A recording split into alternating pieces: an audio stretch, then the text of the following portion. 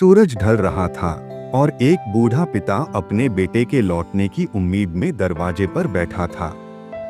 सालों पहले बेटा वादा करके शहर गया था, वापस आने का, अपने पिता को साथ ले जाने का। मगर क्या वो लौट पाया? क्या पिता का इंतजार खत्म हुआ? एक ऐसी कहानी जो दिल को छू जाएगी और आपको सोचने पर मजबूर कर देगी। सूरज ढलने को था। हल्की गुलाबी रोशनी ने गांव के छोटे छोटे घरों को अपनी मध्यम छाव में समेट लिया था।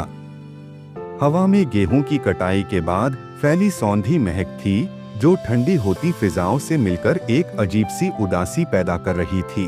उसी गांव के एक पुराने मिट्टी से बने घर के दरवाजे पर एक बूढ़ा आदमी लकड़ी की खाट पर बैठा टकटकी लगाए रास्ते की ओर देख रहा था।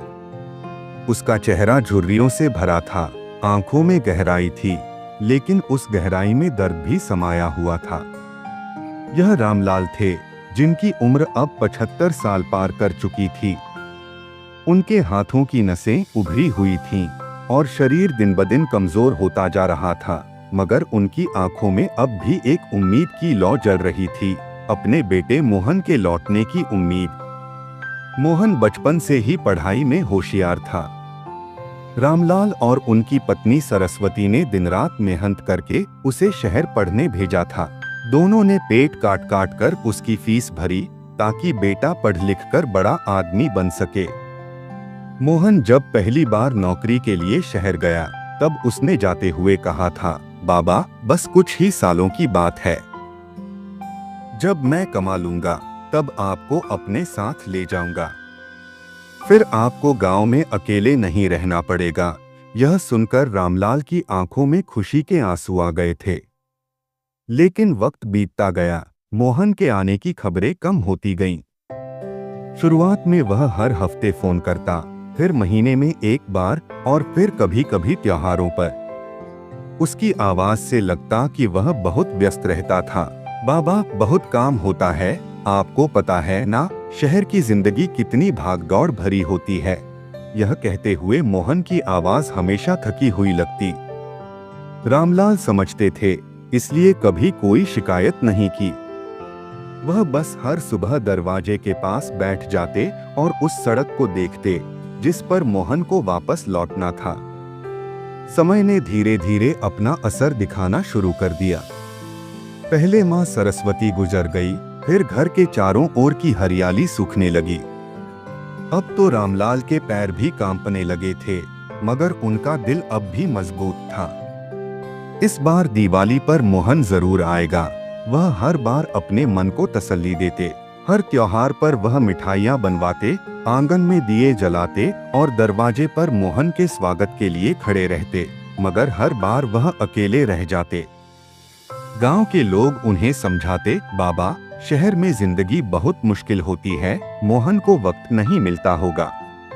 मगर दिल है कि मानता ही नहीं।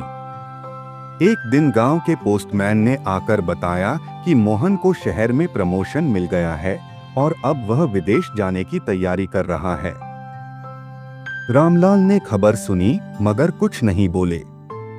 वह बस धीरे धीरे अपनी खाट पर वापस बैठ गए और दूर कहीं खो गए। वह समझ गए थे कि अब मोहन के आने की संभावना और भी कम हो गई है। फिर एक दिन गांव में हलचल मच गई। एक चमचमाती कार घर के सामने आकर रुकी।